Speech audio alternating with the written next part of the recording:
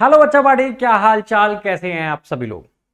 तो दोस्त, ये एक वीडियो है आपके कैरियर से रिलेटेड, जिसमें एक ये जो क्वेश्चन है स्क्रीन के सामने लिखा हुआ, अगर आप फिजिक्स केमिस्ट्री या बायोलॉजी से आपने क्लास 12th करी है तो ये एक बहुत क्लियर कट आइडिया है कि डॉक्टर बने। ठीक है, एमबीबीएस क्रैक हो जाता है, डॉक्टर बन जाते हैं, वेल एंड गुड, इससे अच्छा कुछ है ही नहीं। बट सेकंड ऑप्शन क्या है, व्हाट इज प्लान बी, ये हमें किसी को पता ही नहीं होता।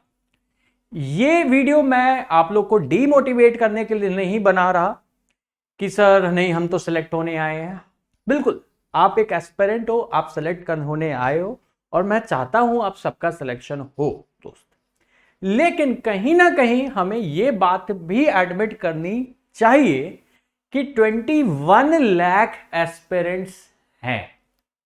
एमबीबीएस सीट 50,000 थी, बढ़ गई होंगी तो 55,000 होंगी इस साल। ठीक है, जब डेटा आएगा तो आप देखोगे 55,000 से ज्यादा सीटें नहीं निकलेंगी। 21 लाख एनरोलमेंट हो चुके थे, वापस से नीट के एप्लीकेशन फॉर्म भर दिए। मैं कह रहा हूं 50,000 ही एक्स्ट्रा भरते हैं।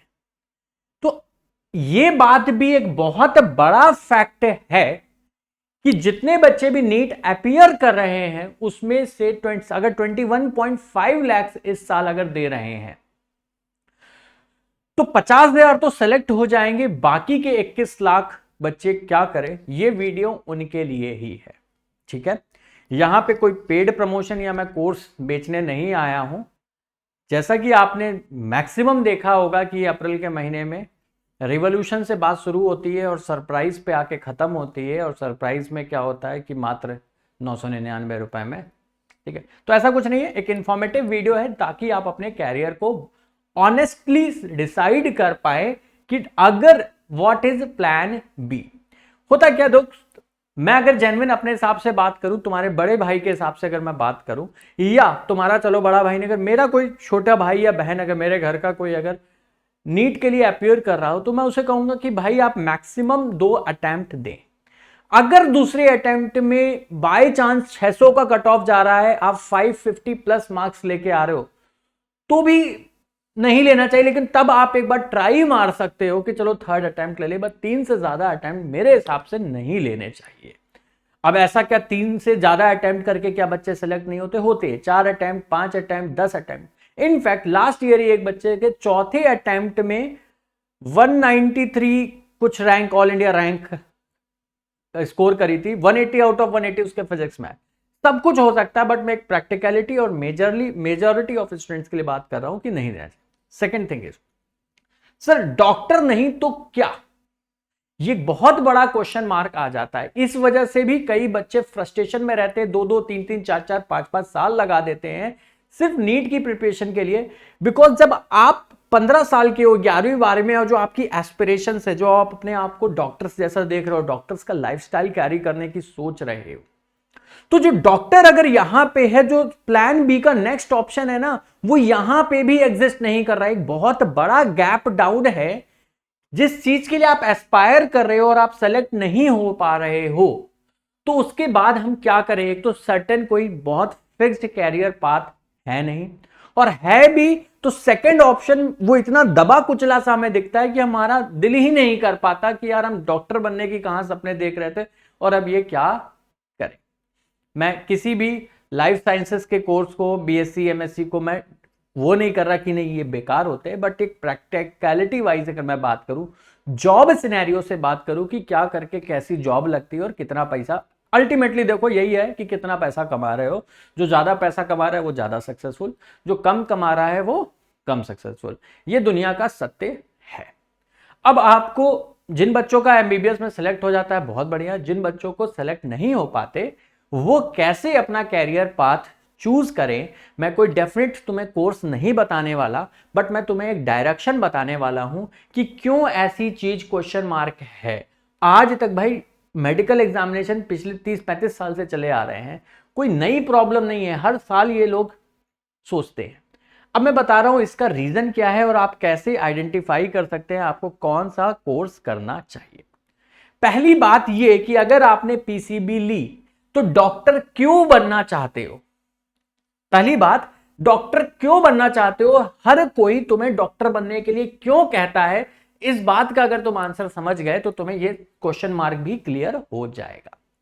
देखो दोस्त, होता क्या है, इस देश में बहुत सारी इंडस्ट्रीज है, ठीक है। एजुकेशन इंडस्ट्री है, मेडिकल इंडस्ट्रीज है, फूड इंडस्ट्री है, हॉस्पिटैलिटी इंडस्ट्री है, ठीक है, इंजीनियरिंग इंडस्ट्री है, माइनिंग इंडस्ट्री है, बहुत सारी है, एरोलाइन मतलब एयरलाइन इंडस्ट्री है, बहुत सारी इंडस्ट्रीज है। अब ये एक मेडिकल इंडस्ट्री जो है, ठीक है, उसका डॉक्टर एक प्रोफेशन है जो एक सर्टेन, तुम्हें पता है कि यार ये इंडस्ट्री है, इसमें ये रिक्वायरमेंट है, अगर हम बन जाते हैं, हम डॉक्टर बन जाते हैं तो हम इतना पैसा कमाएंगे, उसमें भी एमबीबीएस एमडी कर लेते हैं तो इतना पैसा कमाएंगे, उसके बाद हम बीडीएस कर लेते हैं तो हमारी बीडीएस डॉक्टर की इतनी सैलरी रेंज होती है, उसके बाद आयुर्वेद वाले की इतनी होती है, होम्योपैथी वाले की इतनी होती है। चलो डॉक्टर नहीं बन पाते तो भाई नर्स बन जाते हैं, नर्सिंग का कोर्स कर लेते हैं, उसमें भी ठीक ठाक अच्छे हॉस्पिटल में इतनी सैलरी रेंज रहता है। या फिर हॉस्पिटल मैनेजमेंट पे कोई डिप्लोमा या कोई बीएससी कुछ भी कर लेते हैं हॉस्पिटल मैनेजमेंट में, तो बड़े बड़े जो हॉस्पिटल्स हैं, फोर्टिस अपोलो, वो भी 1.5 से 2 लाख रुपए की सैलरी एक हॉस्पिटल मैनेजमेंट के लिए दे देते हैं। तो या फिर हम पैथोलॉजी का कोई कोर्स कर लेते हैं, उसमें हेल्पिंग कोई कर लेते हैं, तो एक सर्टेन इंडस्ट्री है। तो उस इंडस्ट्री के लिए क्या क्या रिक्वायरमेंट है उसके हिसाब से कोर्स डेफिनेट है, और जिस जिस कंपटीशन लेवल पे आप जहां पे स्टैंड करोगे उस हिसाब से एक सैलरी है। तो एक बहुत क्लियर कट स्ट्रक्चर है आपके पास। ऑब्वियसली बात है, हर कोई एमबीबीएस के लिए एस्पायर करता है बिकॉज वो टॉप पे है मेडिकल इंडस्ट्री पे, फिर वहां से आप ग्रो करते चले जाते हो, ठीक है। सेम विद मैं आता हूं मैथमेटिक्स स्ट्रीम के बच्चे के लिए। जो पीसीएम लेता है उनके लिए लाइफ थोड़ी इजी रहती है। क्यों मैं बता रहा हूं? पीसीएम में देखो जनरली क्या होता है, जो मैथमेटिक्स लेता है वो इंजीनियरिंग कर लेता है। क्यों? क्योंकि भाई गवर्नमेंट इंजीनियरिंग कॉलेज में सीट भले ही लिमिटेड है, बट प्राइवेट मेडिकल कॉलेज और government medical college, sorry, private engineering college और गवर्नमेंट इंजीनियरिंग कॉलेज की फीस में डिफरेंस बहुत ज्यादा नहीं है, ठीक है। आज की डेट में 1.5 से 2 लाख रुपए की फीस, ईयरली फीस में 1.5 लाख रुपए की ईयरली फीस में आपको इंजीनियरिंग कॉलेज मिल जाएगा, बट मेडिकल कॉलेज प्राइवेट में जाते हो तो जनरली 8-9 लाख रुपए पर साल से शुरुआत होती है। वहीं इंजीनियरिंग कॉलेज की पर ईयर की फीस 1 से 1.5 लाख रुपए के बीच में इजीली आपको प्राइवेट इंजीनियरिंग कॉलेजेस मिल जाते हैं जो ठीक ठाक होते हैं। इंजीनियरिंग का कोर्स मोस्टली कर लेते हैं, कुछ लोग नहीं भी करते, अब उनकी भी बात करेंगे वो क्या करें। अब इंजीनियरिंग की कोर्स करने के बाद एक प्रैक्टिकल मैं बात बता रहा हूं, जो मतलब एक इंजीनियरिंग एस्पिरेंट का रहता है, उसके पास 4 साल का एक टाइम रहता है। उसमें बस वो यही सोचता है कि what you want to do. 48 courses होते हैं जिसमें आपको पास होना हो, तो हर कोई नकल करके, जैसे मैं पर्सनली नकल करके ही पास हुआ था। लगभग हर सेमेस्टर एग्जाम में मेरे पीछे टॉपर बैठता था, मैं टॉप लेता था। लेकिन इन जनरल कोई नकल करके, कोई रट्टा मार के, कोई रात को, मतलब ठीक है, मैं ब्लेस्ड था कि मेरे बैच का टॉपर था उसका भी नाम अमन था, उसकी सीट मेरे पीछे बैठ लगती थी तो मैं टॉप लेता था, मुझे वो भी मेहनत। और जो होते भी पढ़ते भी थे वो भी एग्जाम से एक रात पहले पढ़ते थे और भूल जाते थे। अब क्यों थोड़ी इंजीनियरिंग की जो एक है वो थोड़ा उनके लिए लाइफ इजी हो जाती है, इस वजह से कि इंजीनियरिंग एक बहुत बड़ा सेक्टर है इस देश में। और इंजीनियरिंग में भी आप खास तौर से बात करें, एक आईटी इंडस्ट्री जो है, बिकॉज जिस तरीके से आप देख रहे हैं दुनिया बदल रही है, टेक्नोलॉजी बहुत इवॉल्व हो रही है, तो जो टेक्नोलॉजी वाली सेक्टर है वो बहुत उसमें रिक्वायरमेंट है, वो एक बहुत बड़ा सेक्टर है एम्प्लॉयबिलिटी। तो एक फिक्स सेक्टर है कि भाई गूगल नामक कंपनी है, उसमें ये वाला इंजीनियर जो है, जो डेटा साइंटिस्ट है, उसकी इतनी सैलरी होनी चाहिए। जो एआई पे जिसको काम आता है, जिसको मशीन लर्निंग पे आती है, या कोई जावा पे कोड कर लेता है, कोई पाइथन पे कर लेता है, कोई एचटीएमएल पे कोड कर लेता है, कोई फ्रंट एंड डिजाइन कर लेता है, कुछ पे, उसकी बहुत सारी रिक्वायरमेंट है। तो इंजीनियरिंग कोर्स आप चाहे मैकेनिकल करो, आईटी करो, इलेक्ट्रिकल करो, अल्टीमेटली आपको भी पता है जो प्लेसमेंट होती है वो आईटी में ही होती है। मैक्सिमम 95% बच्चे जो प्लेस हो रहे हैं इंजीनियरिंग में, वो अपनी कोर में ना होके आईटी में ही प्लेसमेंट हो रहे हैं। मैं ये जरूर मानता हूं कि एवरेज इनिशियल स्टार्टिंग पैकेज 3 से 3.5 लाख रुपए ही होता है, लेकिन जब आप काम करते चले जाते हो तो 8 से 10 साल के एक्सपीरियंस के बाद वही आपका जो 3 से 3.5 लाख पर एनम पैकेज था, इन जनरली वो पर मंथ में बदल जाता है। मतलब 2 से 3 लाख रुपए की सैलरी बेयर मिनिमम हो जाती है।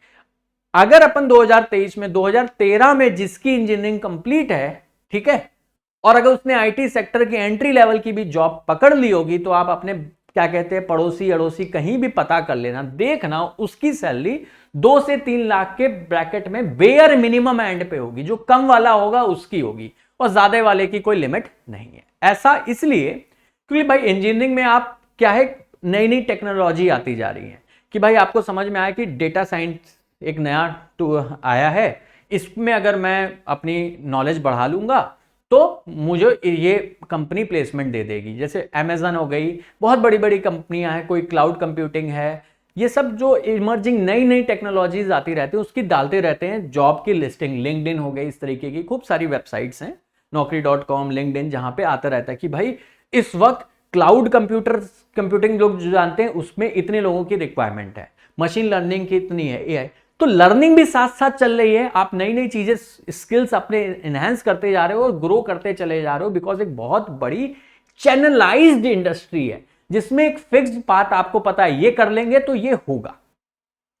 और यही एक सीरियस एस्पिरेंट को चाहिए। मैं ये नहीं कह रहा कि हर इंजीनियर सक्सेसफुल है, लेकिन हां मैं ये जरूर कह सकता हूं हर एक डिसिप्लिन्ड इंजीनियर, वो भले ही बुद्धि से कैसा भी हो, जो करना चाहता था ना, मैंने आज तक अपनी लाइफ में, खुद एक इंजीनियर हूं और बहुत मीडियोकर कॉलेज से इंजीनियरिंग करी है, मैं आज तक अपनी लाइफ में एक ऐसा इंजीनियरिंग जो मतलब करना चाहता था, भले ही कितना भी भोंदू रहा हो, वो एक अच्छे पैकेज अभी भी लिए है। बिकॉज यहां पे लर्निंग के लिए आपके पास बहुत स्कोप है, और बीच में इन 4 साल में आपको पता चलता है कि नहीं यार इंजीनियरिंग मेरा पैशन नहीं है, मुझे फिल्म मेकिंग करनी है, मुझे ये करना है वो। तो ये जो एक इंजीनियरिंग की जो ब्रांच है, ये आपको ये थोड़ा एक एडवांटेज है कि 4 साल में तुम स्विच भी कर सकते हो। इसलिए तुम देखते भी हो कि बहुत मैक्सिमम जो आप देखोगे एक्टर्स हैं, बहुत सारे एक्टर्स हैं कि भाई ये आईटी दिल्ली से थे, ये आईटी खड़गपुर से है, तो आप ड्यूरिंग द इंजीनियरिंग समझ जाओगे कि यार मैं ये चीज और अच्छे से कर सकता हूं तो मैं वो करूंगा, और उस इंडस्ट्री की आप समझ भी ले लेते हो कि यार ये इंडस्ट्री में ये इस तरीके की रिक्वायरमेंट है और मैं यहां पे फिट बैठता हूं, बिकॉज एक सर्टेन मैच्योरिटी लेवल आ चुका होता है उस वक्त, अपने आप को समझने लगते हो कि हमारी कैपेसिटी क्या है, उस हिसाब से आप डिसीजन लेते चले जाते हो। ठीक है, तो ये तो एक शॉर्ट टर्म मैंने बात की कि क्यों लोग इंजीनियरिंग कहते हैं। अगर तुम डिसिप्लिन हो, तुम करना चाहते हो, तुम भूखे नहीं मरोगे, ये बात गारंटी देती है इंजीनियरिंग की डिग्री, और तुम ग्रो करते रहोगे, तुम्हारे पास हमेशा स्कोप है। तुम इस समय पे भी अगर किसी ने 5 साल पहले इंजीनियरिंग करी थी और उसके अभी भी कोई नॉर्मल सी जॉब में, आज भी वो सोच लेना कि यार मुझे अब ग्रो करना है, तो वो ये देखेगा कि यार ये नए कोर्स आए हैं, मैं ये कोर्सेज सीख लेता हूं कहीं से भी। कंपनियां बस आपको स्किल्स देखती है, वो आपको एक टेस्ट लेंगी, वो स्किल में तुम पास हो जाओगे तो क्लियर है, तुमने वो स्किल सीखी और तुम उस कंपनी में प्लेस हो गए, तुम ग्रो करते। तो यहां पे कभी भी अपना T=0 आप सेट कर सकते हो। ये आपको एक बहुत इंपॉर्टेंट एज दे देती है engineering rather than other degrees. इसलिए नहीं कि इंजीनियरिंग की पढ़ाई बहुत कुछ नहीं सी पढ़ते हैं यहां पे, बट ये कि सीखने का स्कोप और एक बहुत चैनलाइज्ड फिक्स्ड इंडस्ट्री है जहां पे हमें लोग बताते जा रहे हैं कि ये कर लो तो हम तुम्हें रख लेंगे, तुम्हें ये आना चाहिए, तुम ये सीख लो, हम तुम्हें इतने पैसे दे देंगे। Same goes with PCB students, जो बायोलॉजी वाले स्टूडेंट्स हैं उनके साथ भी सेम कहानी।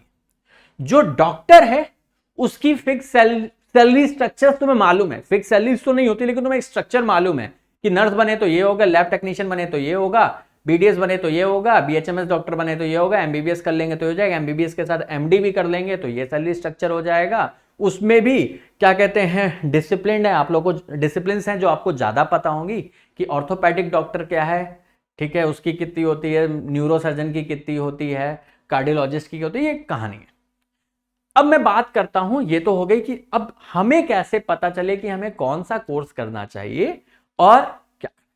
इसके लिए क्या किया बच्चा पार्टी, मैं कई सारे कैरियर काउंसलर से मिला। मैंने कहा मैं इसका एक्सपर्ट नहीं हूं, मैं फिजिक्स जानता हूं, तो मैं क्यों ना एक कैरियर काउंसलर से, कई कैरियर काउंसलर से मिलूं और पता करूं कि भाई पीसीबी वाला बच्चा अगर डॉक्टर नहीं बन पाता तो कौन कौन से कोर्सेस करें।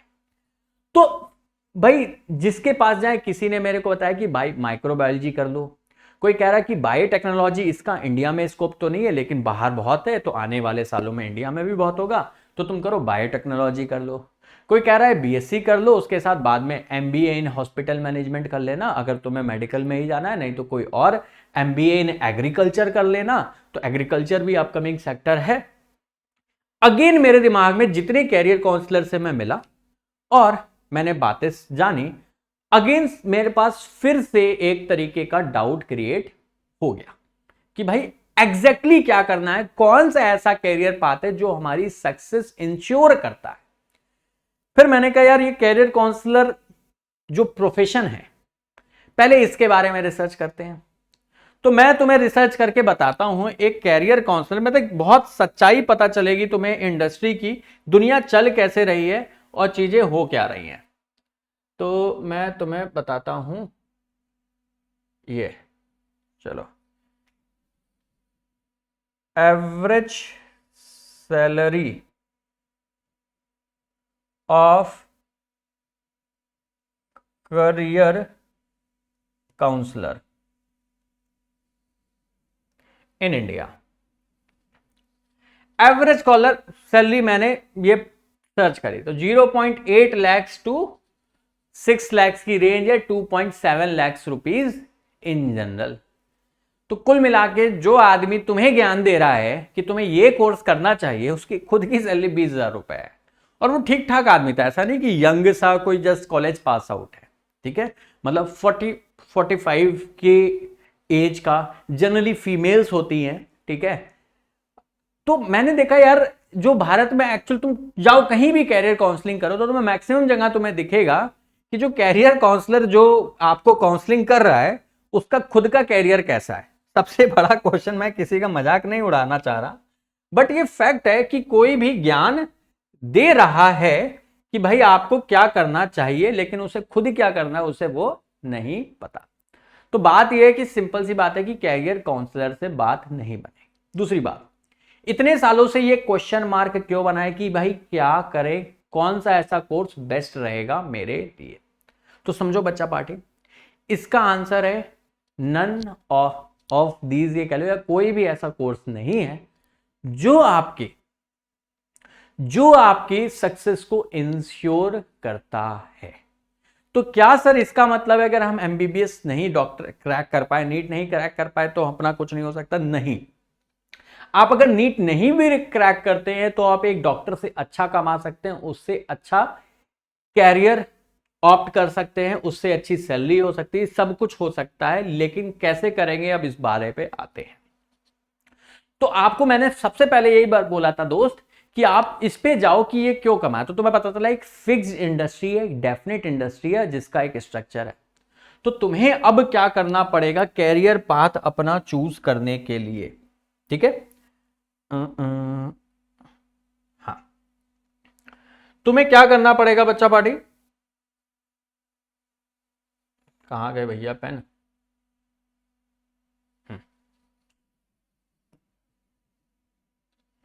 राजा,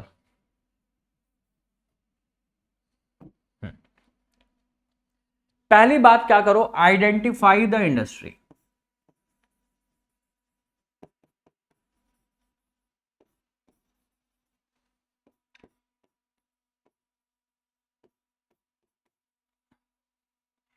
किस इंडस्ट्री के लिए तुम काम करना चाहते हो, या तुम्हें लगता है कि यार ये अपकमिंग इंडस्ट्रीज है जिसमें आगे चल के स्कोप ज्यादा होगा, ज्यादा ग्रोथ होगी, ग्रोइंग इंडस्ट्री आप चूज करिए। सर ये कैसी बात है, अगर ये हमें करना है तो हम आपकी बकवास सुन क्यों रहे हैं? ठीक है, इस बात का भी मैं आंसर दूं। बच्चे जैसे ही आप कोई भी एमएससी, मैं इन कोर्सेज की बात नहीं कर रहा, एमएससी आप कर रहे हैं, चाहे वो माइक्रोबायोलॉजी में हो, चाहे वो आपका लाइफ मतलब प्लेन साइंसेज में हो, आप जियोलॉजी से करो, बॉटनी से करो, बायोटेक्नोलॉजी से करो, जिससे मन आए उससे करो। बस एक क्वेश्चन पूछो अपने आप से कि जो मैं कोर्स कर रहा हूं क्या उसकी रिक्वायरमेंट किसी इंडस्ट्री में है, और है तो कितनी है, इंडस्ट्रियल रिक्वायरमेंट क्या है उस कोर्स की। तो आपको समझ में आएगा जो मैक्सिमम कोर्सेज हैं साइंस डिसिप्लिन में स्पेशली, या आर्ट्स में भी। मान लो कोई बच्चा बीए कर रहा है हिस्ट्री से, तो हिस्ट्री का एक इंडस्ट्री से क्या रिलेशन, समझो इस बात को कि हिस्ट्री का एक इंडस्ट्री से क्या रिलेशन। अगर इंडस्ट्री से कोई रिलेशन नहीं है तो कोई प्रोडक्ट नहीं बन रहा, कोई बेच नहीं रहा, कोई खरीद नहीं रहा, कोई कंज्यूमर नहीं है, तो कोई मार्केट नहीं है, तो कोई पैसा भी नहीं है। मेडिसिन में है, लोग बीमार हो रहे हैं, इलाज चाहिए, उस पर पैसा खर्च हो रहा है, बहुत बड़ी इंडस्ट्री है जिसमें डेली इतने लोग पैसा खर्च कर रहे हैं, उसमें कुछ हॉस्पिटल का कट, कुछ डॉक्टर का कट, तो एक बहुत बड़ी इंडस्ट्री चल रही है मेडिसिन। तो एक इंडस्ट्री है तो पैसे का ट्रांजिशन हो रहा है, तो जो आपने सीखा, जो आपने नॉलेज गेन करी उसकी काम है, इसलिए यहां पैसे ज्यादा मिल रहे हैं। जब तक तुम एक कोई भी ऐसा कोर्स नहीं चूज करते जिसका नाम, जो एक प्रोफेशनल कोर्स नहीं है, जो एक प्रोफेशनल डिग्री नहीं है, जिसकी रिक्वायरमेंट इंडस्ट्री में नहीं है, तो वो आपको कुछ कमा के नहीं देगा। ठीक है, यहां तक की बातें क्लियर हो गई, तो मैं आगे बढ़ता हूं। अब मैं तुम्हें समझाता हूं कि तुम्हें करना क्या चाहिए।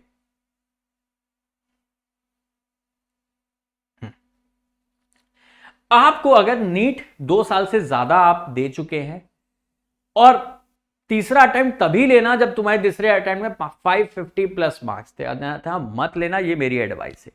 क्या करें, सिंपल सी बात है, आप बीएससी में एनरोल कर लो।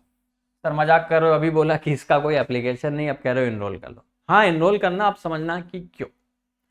अब देखो बच्चा पार्टी, बीएससी में एनरोल करने के बाद मैं प्रैक्टिकली बता रहा हूं, आप लोगों के पास जो कैरियर है, मैक्सिमम टाइम्स जो भी बच्चा बीएससी में आप करता है, ऑप्ट करता है, तो या तो वो गवर्नमेंट जॉब में जाता है, ठीक है, या फिर टीचिंग। अगर आपने किसी एक अच्छे एक कॉम्पिटिटिव एग्जाम के बारे में के तैयारी कर रखी है, तो जनरली एक जो सिंसियर अच्छा एस्पिरेंट होता है, जो बाय चांस लक फैक्टर से सेलेक्ट नहीं हो पाता, तो वो टीचिंग में चला जाता है।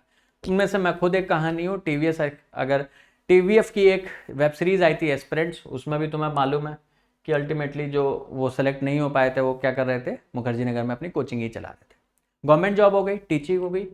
तीसरा क्या हो गया, आप या तो कुछ, आप किसी इंडस्ट्री के लिए अपने आप को तैयार कर सकते हैं। अब मैं तीनों के लिए मैं बता रहा हूं कि क्या करना है, मैं इस पे भी बात करूंगा, इस पे भी बात करूंगा, इस पे। गवर्नमेंट जॉब एक बहुत अच्छा जॉब है, ठीक है। आज की डेट में अगर आप एंट्री लेवल पे अगर मैं बात करूं, आप एक प्राइमरी के भी टीचर बन रहे हो ना गवर्नमेंट में, तो 70,000, 60 से 70,000 रुपए की सैलरी है। किसी भी एक डिसेंट लेवल के एंट्री सेगमेंट पे जॉब पे भी जा रहे हो, तो प्लस पर्क्स बहुत ज्यादा है, तो आपकी नियर अबाउट एंट्री लेवल पे 1 लाख रुपए सैलरी है, प्लस पर्क्स बहुत है, घर ये वो, तो एक काफी अच्छा है। किसी भी बीएससी आप किसी भी कोर्स से करो, गवर्नमेंट जॉब मैक्सिमम जो आ रहे हैं, मैक्सिमम टू मैक्सिमम जो जॉब, वो जो आपसे पूछ रहे हैं, वो क्या पूछते हैं, सब्जेक्ट इंग्लिश, जनरली मैं बता रहा हूं, मैक्सिमम आप देख लेंगे मैथ्स। अब मैथ कहना इसे गलत है, बिकॉज ये मैथ नहीं, अरिथमेटिक्स होती है, मतलब 10वीं तक की मैथमेटिक्स जो होती है ना, प्रॉफिट लॉस, सिंपल इंटरेस्ट, ठीक है। एक लोग ये काम 4 दिन में कर रहे हैं, तो 5 लोग यही काम कितने दिन में कर देंगे, इस टाइप के सवाल आते हैं, जिन्हें सीखना बहुत डिफिकल्ट नहीं है। और तीसरा आता है आपका जनरल नॉलेज कह लो या जनरल अवेयरनेस, या करंट अफेयर्स कह लो, ठीक है, करंट अफेयर्स कह लो। तो ये 3 बेसिक ब्लॉक्स हैं जिसमें 90% ऑफ गवर्नमेंट जॉब में जो एग्जाम हो रहे हैं, चाहे वो बैंक का हो, अपना एजुकेशन सिस्टम ही इतना अच्छा है ना, चाहे वो आप बैंक का दे रहे हो, मतलब कुछ भी दे रहे हो, मैक्सिमम देखोगे ना, तो ये 3 सब्जेक्ट ही है। तो अगर आप गवर्नमेंट जॉब के लिए एस्पायर कर रहे हो, तो बीएससी का सब्जेक्ट जो है वो अपना बहुत हल्का रखना, बहुत हल्का रखना, कम हो, इजी हो, ताकि वो जो ग्रेजुएशन का आपका समय है ना, उसमें आप इन सब्जेक्ट्स पे लिए ज्यादा समय दे पाओ, ठीक है, गवर्नमेंट जॉब्स के लिए। और मैक्सिमम गवर्नमेंट जॉब्स की जो रिक्वायरमेंट होती है वो ग्रेजुएशन ही होती है, आप ग्रेजुएट हैं, आप दे सकते हैं। और इन 3 साल में भाई एक साल भी एक सब्जेक्ट को दे दिया, इन सब्जेक्ट की औकात तो देख लो, शक्लें कैसे। तुम नीट की तैयारी कर रहे हो तो ये तुम्हारे लिए कुछ भी नहीं है, पहली बात। तो तुम्हें थोड़ा हल्का सब्जेक्ट चूज करना है, फिर आते हैं टीचिंग। आपको ऐसा लगता है कि नहीं, एक मैं अच्छा स्टूडेंट हूं, मैं टीचिंग कर सकता हूं। मैं आज की डेट में बहुत कॉन्फिडेंस से कह सकता हूं, जो कॉम्पिटिटिव एग्जाम्स की टीचिंग करा रहे, जो टीचर्स तैयारी कर रहे आ रहे हैं, वो किसी भी एमबीबीएस डॉक्टर से तो अच्छा कमा ही रहे हैं। बात में कंपैरिजन होगा तो अगर टीचर्स का ना, तो एक एमडी लेवल जो जिसने मास्टर्स कर रखी है उस डॉक्टर से करेंगे, एमबीबीएस से तो कंपैरिजन ही नहीं है। ये फैक्ट है। मैक्सिमम एमबीबीएस को आप देख रहे होगे वो टीचिंग कर रहे हैं एमबीबीएस करने के बाद। डॉक्टर लगाते हैं बट टीचिंग कर रहे हैं, बिकॉज उन्हें मालूम है यार ये ज्यादा अच्छा ऑप्शन है, इसमें ज्यादा कमाएंगे। एमएस कर लेंगे तो भी इतना कमा पाएंगे, और एमएस हमसे क्लियर नहीं हो रहा तो तब तक टीचिंग कर लेते हैं, फिर वो टीचिंग ही करते रह जाते हैं तब तक के चक्कर में। तो टीचिंग अगर आप चाहते हो तो आपको जो आपका फेवरेट सब्जेक्ट हो, जिसपे आपको लगता है कि मैं ये वाला सब्जेक्ट पढ़ाना चाहता हूं, और पढ़ाने चाहने से ऐसा नहीं कि अच्छा लगता था, उसकी रिक्वायरमेंट है। जैसे मान लो आप नीट सब्जेक्ट में, नीट में आप टीचर बनना चाह रहे हो, नीट कैटेगरी के बच्चों को पढ़ाया जाए, तो भाई अगर तुम्हारी बायो अच्छी है तो बॉटनी या जूलॉजी में बीएससी एमएससी कर लो, फिर एमएससी करना भी जरूरी है, ठीक है। या फिर अगर आप फिजिक्स में अच्छे तो फिजिक्स में बीएससी प्लस एमएससी कर लो, फिर तुम्हारी वो प्रोफाइल भी बिल्डअप होगी। भाई बीएससी एमएससी कर लिया, बाद में पीएचडी भी कर लिया, तो माने तो कोचिंग में पढ़ाओ, नहीं तो तुम यूनिवर्सिटीज में डिग्री कॉलेज में पढ़ाओ बढ़िया अपना नेटेड क्वालिफाई करके, ठीक है। तो टीचिंग एज अ एक असिस्टेंट प्रोफेसर की किसी यूनिवर्सिटी में हो जाते हो, 1.25 लाख रुपए एंट्री है, और फिर कैंपस के जो पर्क्स और जॉब तुम देख ही रहे हो। कॉलेज में, एक यूनिवर्सिटी में तुम अगर प्रोफेसर हो गए तो बहुत शानदार लाइफ होती है, उससे अच्छी लाइफ होती नहीं है। मतलब वो पैसे बस बैठने के मिल रहे हैं, मजे करने के, ठीक है। तो वो एक बहुत अच्छा प्रोफेशन है, ठीक है। तो टीचिंग में अगर आप रियली पैशनेट है तो आप वो वाला सब्जेक्ट ले जिसमें आपको ऐसा लगता है कि आप अच्छा इसमें कर सकते हो, और उसका किसी कॉम्पिटिटिव एग्जाम में रिक्वायरमेंट है, ठीक है। आप कोई और सब्जेक्ट भी ले सकते हो, आप आईएएस के, यूपीएससी के एग्जाम के हिसाब से सोच सकते हो कि भाई यूपीएससी के एग्जाम में ये सब्जेक्ट जनरली आते हैं। भाई ज्योग्राफी बहुत ज्यादा पूछे तो हम ज्योग्राफी को कर लेते हैं। भाई न्यू एजुकेशन पॉलिसी आ ही गई है, आप चूज भी कर सकते हो, नहीं तो उसके हिसाब से भाई आईएएस में भी बायोलॉजी के कई सारे बायोलॉजी होती है एज अ सब्जेक्ट, तो तुम उसके हिसाब से सोच सकते हो भाई मैं यूपीएससी एस्पिरेंट को भी क्या कहते हैं बायोलॉजी पढ़ाऊंगा। तो तुम बस ये देख लो भाई, अगर तुम टीचिंग करना चाह रहे हो तो तुम समझ लो कि भाई बायोलॉजी टीचर बनना, तो तुम चले गए 4 कोचिंग में, पता कर लिया कि भाई बायोलॉजी कितने टीचर है, उनकी क्या सैलरी, तुम्हें पता चल जाएगा। थोड़ा रिसर्च करोगे तो बीएससी में एनरोल करने के बाद तो टीचिंग एज अ कैरियर, तो सब्जेक्ट वो चूज करो जिसका रिक्वायरमेंट मतलब एज अ होल आपकी कोचिंग्स में भी आ रहा हो, मतलब आप कोचिंग करा सकते हो, बहुत अच्छे लेवल का एक कॉम्पिटिटिव एग्जाम हो रहा हो। अच्छे लेवल मतलब कम से कम 5 लाख बच्चा तो उस एग्जाम में बैठ रहा हो। तो 5 लाख से ज्यादा बच्चा अगर किसी भी एग्जाम में बैठ रहा है तो उसका करा सकते हो। चूज करना वो जिसमें 10 लाख से ज्यादा बच्चा बैठ रहा हो, तो थोड़ा और अच्छा पैसा मिलता है, ठीक है। तो ये हो गया आपका टीचिंग वाली ब्रांच, ठीक है। और साथ में तुम तैयारी करते रहना। अगर भाई तुम यूनिवर्सिटी के कोई एग्जाम क्रैक कर ले तो, बिकॉज देखो बीएससी एमएससी पीएचडी करके जनरली बच्चे जो अच्छा पढ़ने वाला होता है ना, वो यूनिवर्सिटी में प्रोफेसर लग जाता है, उससे अच्छा कुछ है ही नहीं। मतलब जो वर्क लाइफ बैलेंस कहते हैं ना, मस्त चिल जॉब, बढ़िया फैमिली लाइफ, सब कुछ एंजॉय कर रहे हैं। सुबह बढ़िया आराम से 10 बजे ऑफिस जा रहे हैं, 3 बजे आ जा रहे हैं, शाम को बैडमिंटन खेल रहे हैं, कुत्ता टहला रहे हैं, इस टाइप के जो मतलब रॉयल जो लाइफ होती है ना, वो एक प्रोफेसर की होती है। सिंपल सी मैं बात। फिर तीसरा आता है इंडस्ट्रियल एस्पेक्ट। ये बहुत इंटरेस्टिंग पार्ट है, ये बहुत बच्चों को आपको समझना पड़ेगा, और ये सबसे इंपॉर्टेंट है। यहां पे जो आप सैलरी अर्न कर सकते हो उसकी कोई लिमिट नहीं। एग्जाम्पल के तौर पे मैं तुम्हें बताता हूं कि 2014 तक इंटरनेट बहुत महंगा था, एकदम से टेक्नोलॉजी आई, ठीक है, 4G 5G टेक्नोलॉजी आई, 4G टेक्नोलॉजी आई, जियो लॉन्च हुआ, इंटरनेट डेटा बहुत सस्ता। तो अब YouTube पे फ्लो आ गए बहुत सारे क्रिएटर। तुम देखो ना, मैक्सिमम जो क्रिएटर बने हैं जिनको आप जान रहे हो, वो 2015 16 17 के बाद तुम उनका नाम जानना शुरू हुआ, चाहे वो भुवन बैम हो, चाहे तुम्हारा आशीष चंचलानी, मतलब जिसको भी बड़े यूट्यूबर को तुम जानते हो। तो इन लोगों ने समझा कि भाई ये चीजें हैं, अभी तक हम जो देखते थे टीवी पे, भाई शाहरुख खान है, सलमान खान है, हम जिन्हें टीवी पे देख रहे हैं बड़ी स्क्रीन पे, जिनको हम देख के फैसिनेट कर रहे हैं, हम वैसे बन सकते हैं। उन्होंने उस समय इस इंडस्ट्री को समझा और वीडियोस बनाए। कोई बहुत क्वालिटी वीडियो नहीं बना रहे, ये आप भी एक्सपेक्ट, बट हाँ वो उस समय से बना रहे हैं, तो आज उनका एक फैन बेस, एक डेडिकेटेड फैन बेस आ गया। भाई उन लोग को मैं माफी मांग रहा हूं जो थोड़ा हार्ट हो गया, नहीं भुवन बैम अच्छी वीडियो, भाई बनाता है, लेकिन और भी बहुत लोग बना रहे हैं जो आज की डेट में समझ गए, लेकिन अब ये ओवर क्राउडेड जगह हो चुकी है यूट्यूब। कोई नया क्रिएटर आके करना चाहे ना तो अब बहुत डिफिकल्ट है, जितना 2015-16 में अगर कोई क्रिएटर कर रहा था तो उसके लिए। सेम मैं बात करता हूं टीचिंग में भी, कि भाई जैसे मान लो अलग पांडे सर है पीडब्ल्यू से के फाउंडर, तो उन्होंने भाई 2015 से मैं पढ़ाना शुरू किया, तो एक वो विजन था ना कि भाई ये यूट्यूब है, ये ग्रो कर सकता है, इसकी रीच बहुत पावरफुल टूल है, ये भारत के हर कोने तक जा सकता है। तो उन्होंने उस विजन के साथ 2015 से पढ़ाना किया, 2018-19 तक काफी फेमस हो गए थे, और अब देखो वो कितना कमा रहे हैं, इतना कोई डॉक्टर कमा सकता है। तो इंडस्ट्री में की रिक्वायरमेंट के लिए आपको कोई कोर्स नहीं करना, पहली बात ये समझो, आपको बस उस इंडस्ट्री को समझना है, ठीक है। अब 2019 में कोविड आया, कोविड के बाद से लोगों को डिजिटल एडिक्शन ज्यादा आ गया। आप देखेंगे आपका स्क्रीन टाइम बढ़ चुका है। पहले 2019 से पहले तक लोग इतना मोबाइल नहीं यूज करते थे, इतना ओटीटी, इतनी सारी चीजें आ गई हैं कि अब स्क्रीन टाइम इतना बढ़ गया है। तो अब देखो कितने डिजिटल क्रिएटर आ गए, तो उन्हें समझ में आया कि यार हर कोई बनाना चाह रहा है लेकिन वीडियो एडिटिंग रिक्वायर्ड है।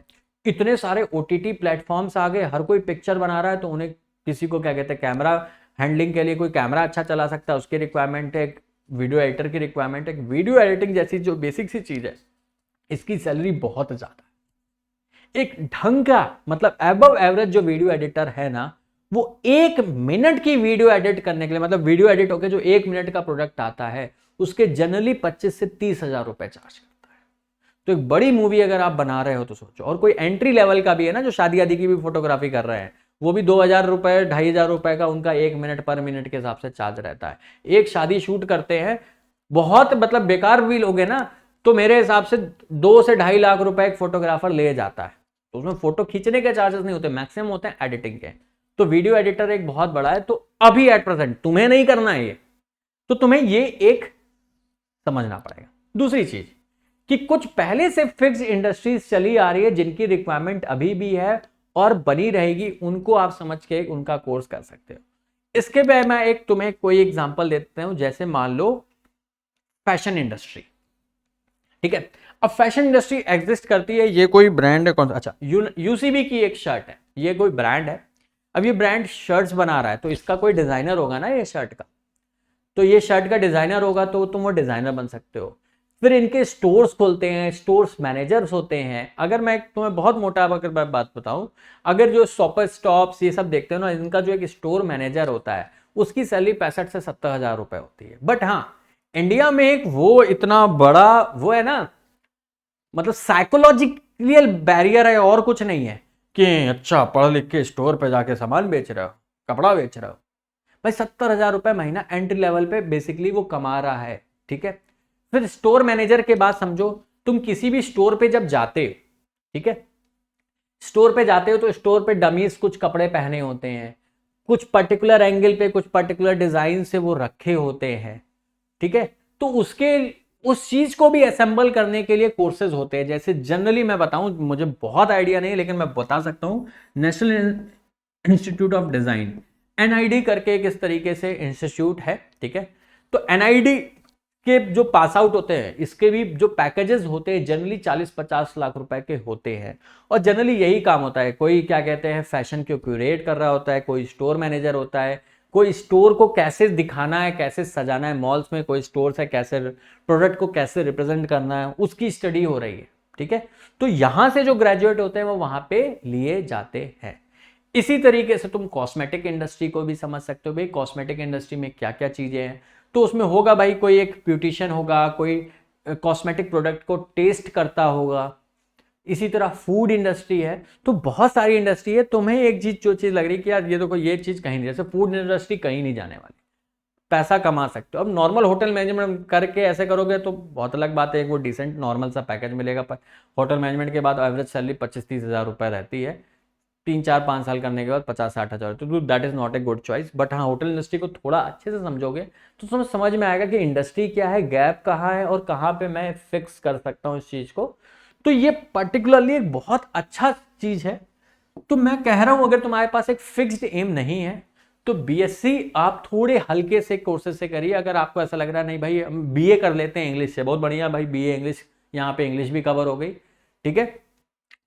और सबसे बड़ी बात इंग्लिश से करने के मतलब क्या है, देखो पॉलिशिंग बहुत जरूरी है। सिंपल सी बात बताऊं, आज की डेट में ना मतलब इंग्लिश एक बहुत बेसिक स्किल है। आपका इंग्लिश अच्छा होना, पॉलिश्ड होना, आपका प्रेजेंटेबल होना, ग्रूम्ड अच्छे से होना है, और कम्युनिकेशन स्किल, आप जितना फर्राटेदार अंग्रेजी बोल रहे हो, जितने अच्छे से कम्युनिकेट कर रहे हो, फर्राटेदार इंग्लिश से ज्यादा अच्छा है, ज्यादा जरूरी है कम्युनिकेशन स्किल्स। आपकी कम्युनिकेशन स्किल्स बहुत स्ट्रांग होनी चाहिए। अगर आपको सिर्फ एक स्किल आती है, कम्युनिकेशन स्किल्स आपकी बहुत अच्छी है, सुपर डुपर अच्छी हैं, आप बहुत अच्छा करोगे किसी भी डिसिप्लिन में। हर इंडस्ट्री में लोगों को, ऐसे लोगों के रिक्वायरमेंट है जो कम्युनिकेशन में बहुत अच्छे हो। कम्युनिकेशन सिर्फ, मैं इंग्लिश नहीं बोला, इंग्लिश एक बेसिक ठीक है, क्योंकि एक इंडस्ट्री में जो एक बेसिक कम्युनिकेशन हो रहा है, मेल्स हो रहे हैं, ड्राफ्टिंग हो रही है मेल्स की, वो सब एक मतलब इंग्लिश में हो रही है, तो एक अच्छे लेवल की इंग्लिश तुम्हें आनी चाहिए, जिसकी बहुत रिक्वायरमेंट है। सिर्फ तुम्हारी कम्युनिकेशन स्किल्स बहुत अच्छी है ना, बहुत अच्छी है, तो तुम 30 से 40 लाख रुपए पर एनम का पैकेज ले सकते हो। उसके साथ कुछ बेसिक से एमबीए कर लो, बेसिक से ऑपरेशंस सीख लो, तो सिर्फ बेसिक से। मैं ऐसे कई दोस्तों को जानता हूं जिनकी सिर्फ इंग्लिश बहुत अच्छी है, इस वजह से वो बहुत अच्छे पोस्ट पे हैं। और तुम किसी भी, मेरी बात मानो, किसी दीदी भैया से पूछ लो कि भैया अगर आपकी इंडस्ट्री में आपके स्किल सेट से कोई बहुत ज्यादा अच्छी कम्युनिकेशन स्किल्स रख रहा है, तो क्या उसके पैकेज में बहुत ज्यादा डिफरेंस है, वो बताएंगे सर्टनली। एग्जाम्पल के तौर पर कम्युनिकेशन स्किल मैंने क्यों बोला, एक टीचर है यूट्यूब पर जो मुझे भी बहुत पसंद है, बहुत अच्छे वीडियोस बनाते हैं, मैं बहुत मन से देखता हूं, डॉक्टर विकास दिव्य कीर्ति, ठीक है। ऑब्वियसली बात है, मैं यूपीएससी एस्पिरेंट नहीं हूं, बट फिर भी वीडियो देख रहा हूं, बिकॉज उनके जो बोलने का तरीका है, जो हिंदी, वो इंग्लिश में नहीं, प्रॉपर हिंदी में, शुद्ध हिंदी में कम्युनिकेट कर रहे हैं, लेकिन इतने सुंदर शब्द बोलते हैं ना, मतलब बोलने का जो लहजा है वो ही बहुत तगड़े लेवल का है। तो ठीक है, मतलब बोलने का लैंग्वेज भले ही कुछ भी हो सकती है, बट वो कम्युनिकेशन इतना अच्छा है कि आदमी, बस आपने उसको सुना, आपको उससे काम है या नहीं है, आप बस उसको पकड़ के बैठ गए, ठीक है, आप उसकी वीडियो बिना बात के देख रहे हो। तो ये होता है पावर कम्युनिकेशन। और आपको मालूम है कि डॉक्टर दिव्य कीर्ति आज कितना बड़ा ब्रांड है, just because of communication skill. ठीक है, नॉलेज है, पढ़ा रहे हैं, ऐसे बहुत सारे भारत में टीचर्स हैं जो पढ़ा रहे हैं, लेकिन हाँ कम्युनिकेशन स्किल्स उनकी जो बहुत अच्छी है। चाहे आपके खान सर हो, ठीक है, अपनी बात को दूसरों तक पहुंचाना उन्हें बहुत अच्छी तरीके, कम्युनिकेशन बहुत अच्छी। अरे यार मेरा एग्जाम्पल, मैं तुम्हें पढ़ा रहा हूं, तो मेरी बात तुम अगर समझ पा रहे हो, दैट मीन्स मैं तुमसे अच्छे से कम्युनिकेट कर पा रहा हूं। तो कम्युनिकेशन स्किल अगर आप बहुत अच्छी तरीके से जानते हैं, तो ये बेस्ट कैरियर ऑप्शन। तो अपनी कैरियर मतलब कम्युनिकेशन स्किल्स पे खास तौर से काम करें। फिक्स पाथ में गवर्नमेंट के हिसाब से इस तरह से करते हो, लेकिन हमेशा इस तरफ नजर करो कि दुनिया में क्या चल रहा है और कैसे करना है। क्योंकि मैंने तुम्हें सिंपल सी बात बताया, कोई भी बीएससी लाइफ साइंस माइक्रोबायोलॉजी, देखो एक तो क्या है गया ना तुम्हारे कंफ्यूजन के लिए, बहुत सारी यूनिवर्सिटी आ गई, ABC university, lovely university, happy university, sad university, कोई भी, और वो अजीबो गरीब क्या कहते हैं कोर्सेज बना दे रही हैं, ठीक है, biotechnology with MBA in pharmacy, ठीक है, ठीक है, एमबीए इन माइक्रोबायोलॉजी, मतलब कुछ भी, मतलब कोई भी एक साइंस का सब्जेक्ट उठाया, उसके आगे एमबीए लगा दिया, कोई भी नया मतलब उल जलूल तरीके का कोर्स बना दे रहे हैं, ठीक है। पेपर इंजीनियरिंग, अरे एक वो कॉमेडियन है यार, उसका नाम मैं भूल रहा, बड़ी अच्छी कॉमेडी करता है, अरे प्रिंटिंग इंजीनियरिंग, प्रिंट इंजीनियरिंग, तो उसकी बात बहुत सटल है कि भाई प्रिंट इंजीनियरिंग जैसी कोई साइंस है, और मैंने उस पर इंजीनियरिंग करी है। रैना, क्या नाम है यार उसका, सम्यक रैना क्या है, कुछ ऐसे ही कुछ है, ठीक है, बट हाँ उसने प्रिंट इंजीनियरिंग करी है, और उसका कैरियर प्रिंट इंजीनियर से, मतलब प्रिंट इंजीनियरिंग जो है, उसने इंजीनियरिंग तो करी प्रिंट इंजीनियरिंग में, उसका कैरियर भी प्रिंट इंजीनियरिंग से बना।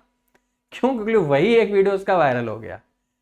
अनुभव सिंह बस्सी को देख लो, एक इंडस्ट्री आई, उन्होंने समझ में आया लोगों को लोग डिप्रेस्ड हैं, परेशान हैं, सैड हैं, इन्हें चुटकुले सुनाओ, तो समझो अनुभव सिंह बस्सी कितना पैसा होगा भाई, रणवीर के साथ पिक्चर कर ली, ठीक है, मतलब ये लोग तो करोड़ों में, मतलब कि इनकी हैसियत हो गई, 50-100 करोड़ के ऊपर के आदमी हो गए, और बेसिकली वो आदमी कर क्या रहा है, चुटकुले सुना रहा है।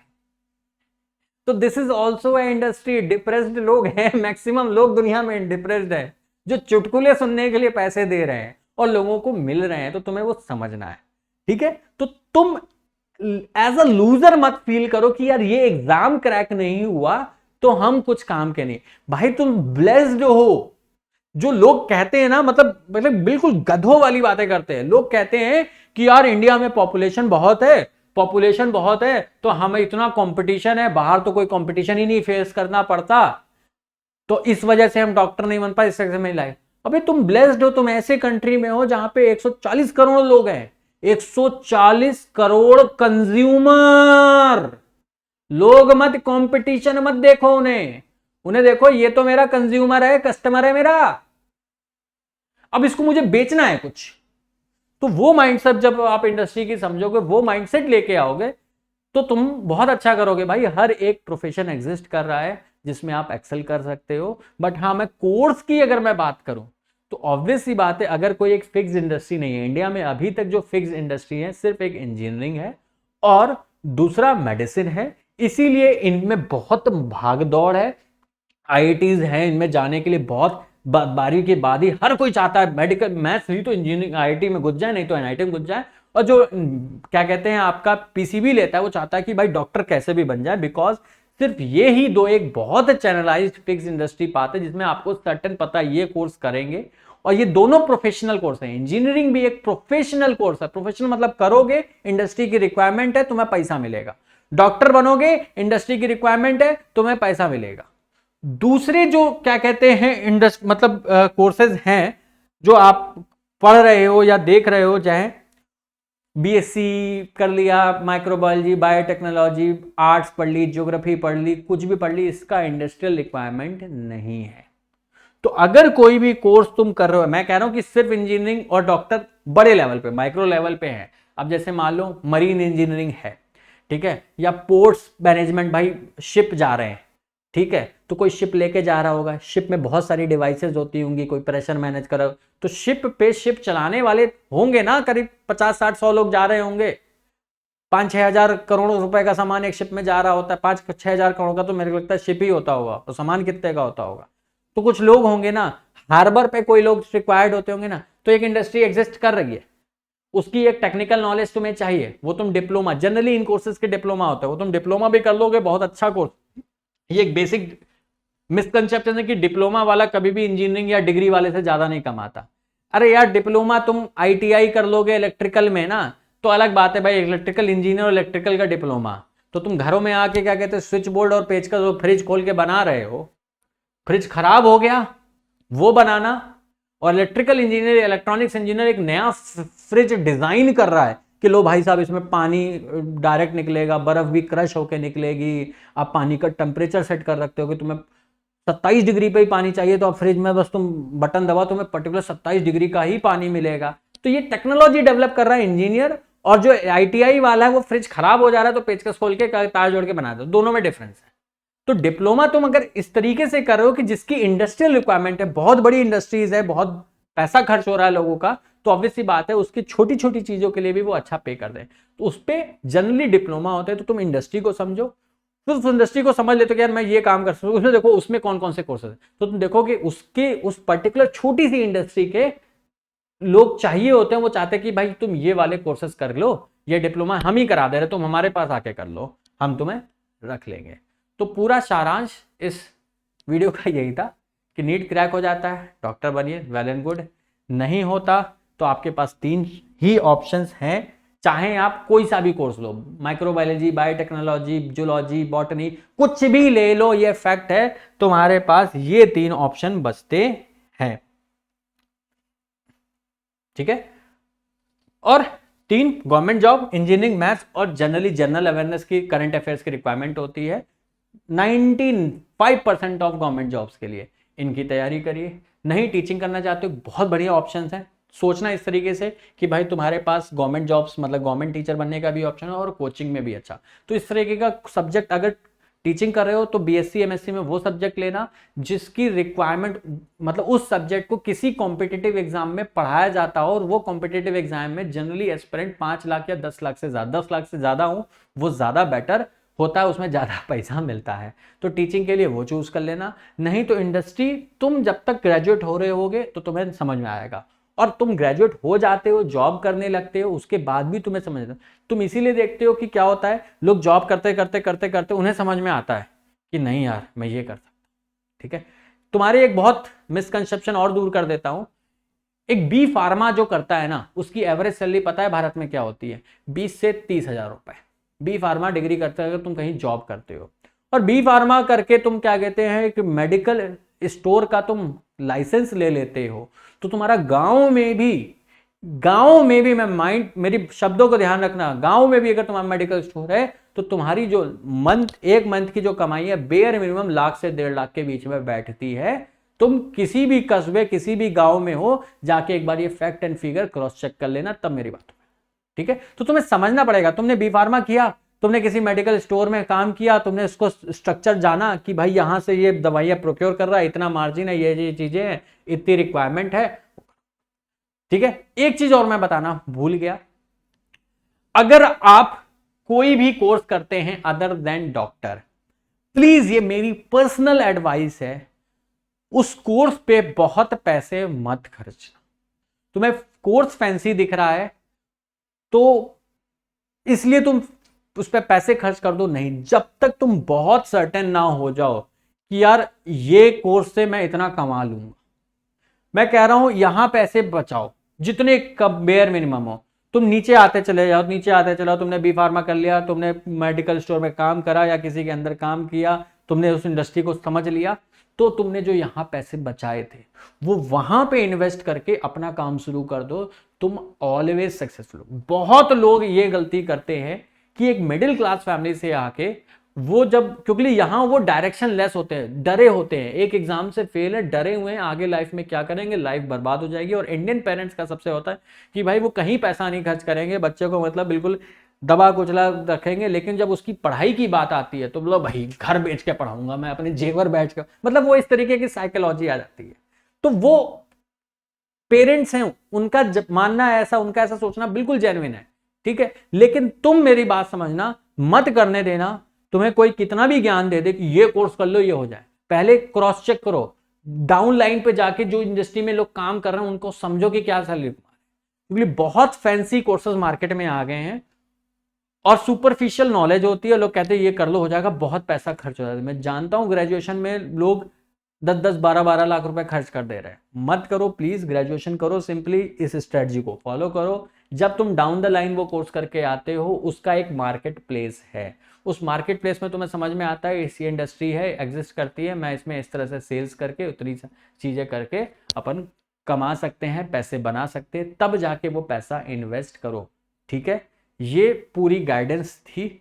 आई होप आप सभी को वीडियो देख के मजा आया होगा और एक बहुत अच्छा आउटलुक मिला होगा और बातें समझ में आई होंगी कि क्या चीज़ें कैसी लगी। अगर वीडियो अच्छा लगे तो प्लीज़ वीडियो को लाइक कर दे, चैनल को सब्सक्राइब कर दे, और किसी पर्टिकुलर स्ट्रीम की है तो कमेंट सेक्शन में कमेंट करके बताओ सर मैं ये करना चाह रहा हूँ, मुझे पता नहीं है, लेकिन हाँ मैं रिसर्च करके तुम्हारी जितनी हेल्प कर सकती है मैं वो कर दूंगा। और इसी तरह आपकी कैरियर से रिलेटेड, नॉट जस्ट नीट कि अपना साथ नीट तक था, नीट तक भी है, नीट के बाद भी है।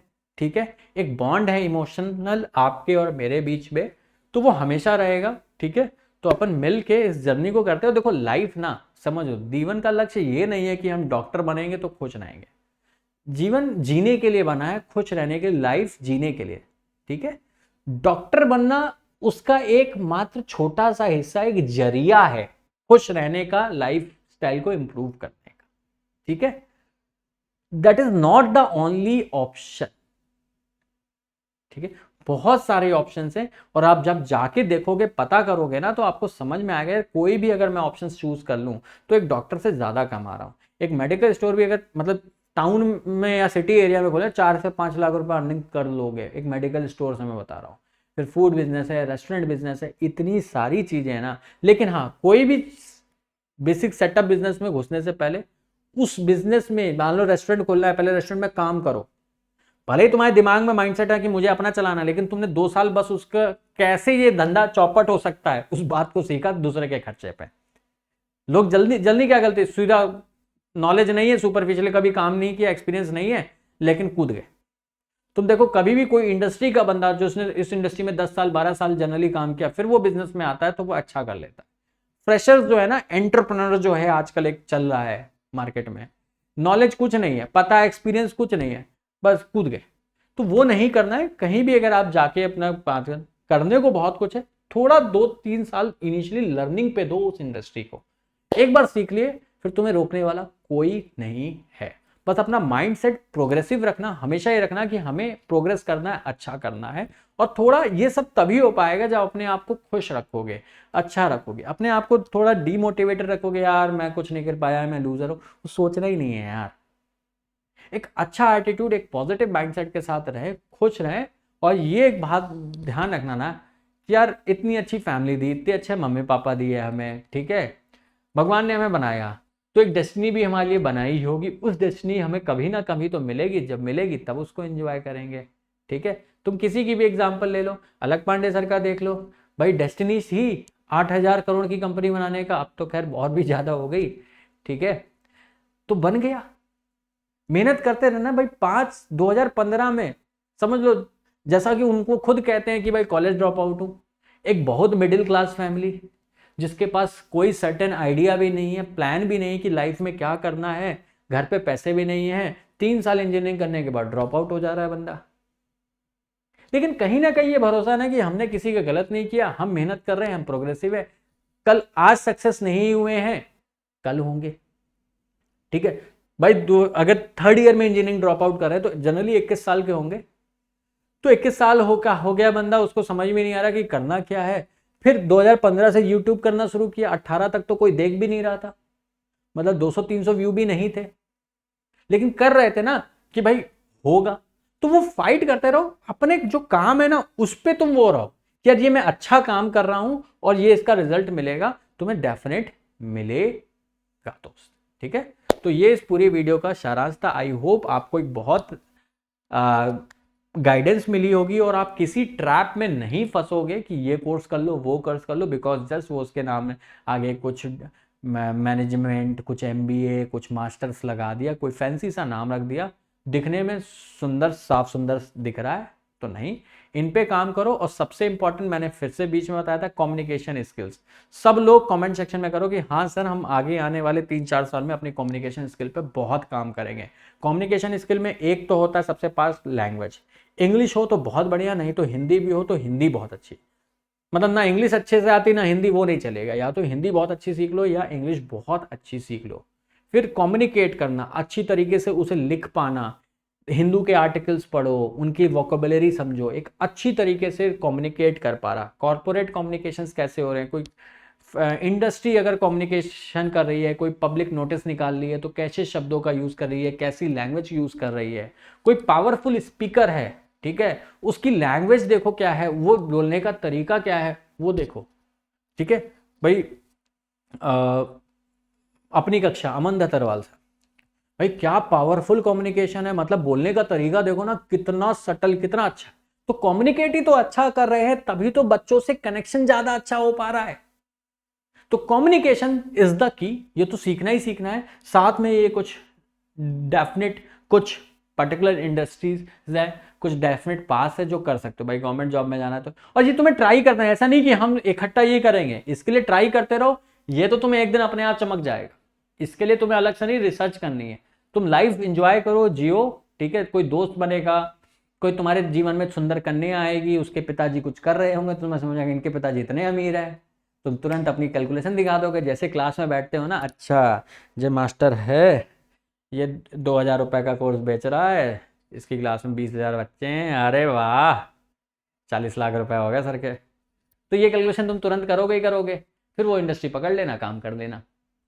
तो तुम्हारा जैसे जैसे एक्सपोजर लाइफ, भाई समझ लो ना, अगर तुम नीट की तैयारी नहीं कर रहे होते, ठीक है, तो तुम्हें एक आइडिया नहीं होता ना कि भाई इस इंडस्ट्री में जो मास्टर है वो कितना कमा रहा है। जैसे जैसे लाइफ प्रोग्रेस होती जाएगी ना, तुम्हें नए नए एक्सपीरियंसेस हो जाएंगे, तुम्हें नई नई इंडस्ट्री के इनसाइट्स पता चलती चली जाएंगी, और तुम उसमें अपने, अगर थॉट प्रोग्रेसिव है, तुम हमेशा करना चाहते हो, ठीक है, तुम हमेशा लर्निंग एटीट्यूड है, तो तुम अच्छा कर लोगे। बाकी ये डेफिनेट 2 पाथ है जिसके बारे में सोचना है, बिकॉज लाइफ साइंसेस का तुम कोई भी कोर्स करो, उसका कोई भी इंडस्ट्रियल रिक्वायरमेंट नहीं है, और इंडस्ट्रियल रिक्वायरमेंट नहीं है इसलिए बहुत सर्टेन कुछ जॉब नहीं, कुछ हैं लेकिन बहुत ज्यादा नहीं है। तुम्हें जाना इसी तरीके रास्ते पे पड़ेगा। ठीक है, that is all from my side. Tata bye bye, जय हिंद, गॉड ब्लेस यू ऑल।